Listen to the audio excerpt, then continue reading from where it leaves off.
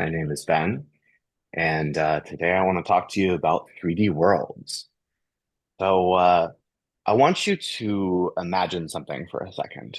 Imagine you have a VR headset just in your space right now in the room you're in. And imagine you could pick it up and it could take you to any location that you described. And what world are you imagining right now? Does it involve dinosaurs? Does it involve robots and lasers? Maybe a horde of zombies? Or maybe it's something like some of the things that my AI has generated. This museum observatory that's a combination of books and telescopes and interesting gadgets. Or maybe it's this underground ancient ruins that's been converted into a hidden lounge.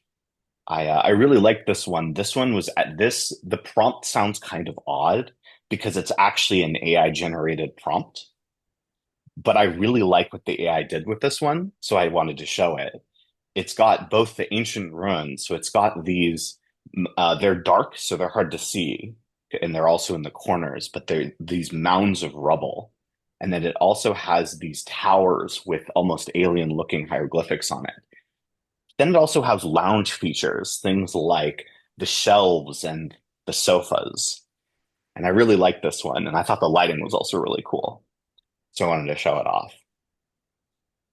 So why should we care about using AI to generate VR content? Who cares about that? Um, well, when I started talking to people about this, most people, almost everyone I talk to, doesn't actually know that VR hardware is really powerful. So for less than $1,000, you can buy a VR headset that is better than something you've read about in science fiction or seen in a movie. And modern VR hardware is just really incredible. But there's a big problem. There's no VR content out there. There's like maybe one, two, maybe three really good quality gaming experiences to have on VR. And so no one buys the hardware. And because no one buys the hardware, it creates a spiral. There's no hardware, no one's buying the hardware, no one creates content for it, no one buys the hardware. Just the VR stuck in this amazing technology, this amazing hardware technology is kind of stuck in a death spiral. And so enter what I've been working on. Prompt to virtual reality can generate an entire virtual reality experience in under an hour. And as an experienced VR designer myself, I can tell you that it can generate things that would have taken me maybe somewhere 25 to 100 hours to create. So it's a huge time save. How's it work? So you typed in a prompt and the AI builds everything, all the assets, all the lighting, all the textures, everything you need, and prepares it all ready for VR. And it builds it step by step. You can see that in here. It's picking and choosing which assets it likes and adding them piece by piece to the world. And it's actually multiple AI models working together. So we have two models, two main models. One is the generator model. And think of that like a model that's throwing out suggestions. So it's going, hey, I think a table in the corner might look good, or I think a sofa over there might look good. And the other model, which is more like a vision model, looks at the final result and says, hey, that table looks really good, but that sofa doesn't match the rest of everything. So we're going to go with the table and discard the sofa. And once it's gone step by step and built a world that the vision model likes, it does a final lighting pass. And then it wraps everything into a compressed bundle and prepares it for virtual reality. And as a result, and you can see the result on screen. This is what it looks like when it's done lighting everything. I really love the detail on this one. This is actually like hundreds of little tiny lights all flickering in this little firefly pattern. That's what creates this like star-like effect along the floor and the ceiling. And this technology really was inspired by my experiences from with VR, but it actually VR is only a very tiny slice of the much larger 3D world market. This it could be used for simulations, training robots. Non-VR games is probably the hugest application. That is a much larger market. And then also any place in movies or television where you need some kind of synthetically generated world, which is something that's being used a lot more in modern TV and movies. Really, anywhere, any kind of, I know this slide says interactive, but I want to change that to real time. Any, any, anywhere a real-time 3D space is required. And I want to pause here since I've got a little time, and I've got this YouTube video here. And this is me actually in virtual reality, holding a VR camera and slowly traveling through a VR space.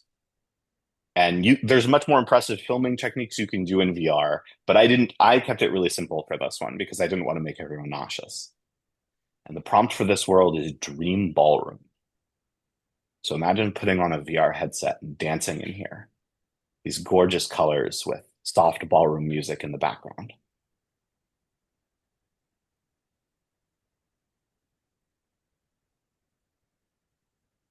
There. And in addition, this technology would do a lot of good for smaller game studios because building 3D content is really expensive, and it holds a lot of smaller, more independent developers back from competing with larger developers with much larger budgets. So this might do some good in terms of leveling the playing field, opening the doors for more creativity. And why hasn't this been done before? If you could create a whole pipeline, not just 3D worlds, but whole video games, if you could create a whole pipeline for that, wouldn't that be worth like billions of dollars? Well, yeah, but it's not that simple. The data set for that just doesn't exist yet. Gen AI is all about data, and there is 3D world data out there. There is data for video games, but it's very rare, and everyone has their own formats. And even if you had a data set of 3D worlds, individual 3D models are also really hard to find, really good quality ones.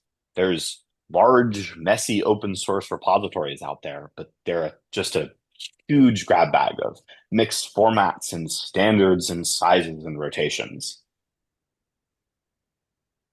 And ultimately, this is an AI problem, but it's actually a synthetic data generation problem because we aren't training an AI here. We're generating a huge synthetic data set. And what do we do when there's no data, but we have to generate it? We use a tag team of other models, language models, vision models to generate the data we need. And ultimately, with my last minute, I thought I'd show something. This is a little bit more in the realm of a live demo, but this is what the 3D world, think of it like the test realm looks like. The lighting's a lot more simple.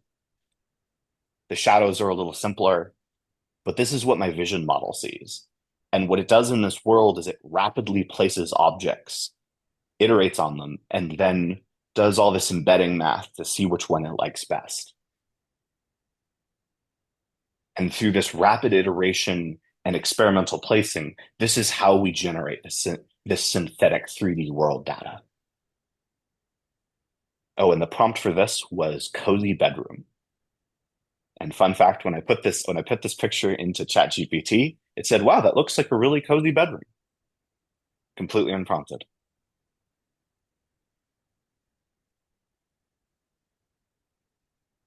I just want to end with that 3D worlds generated from AI is something you might think of from science fiction, but it's totally possible with the AI technology we have now. That's it.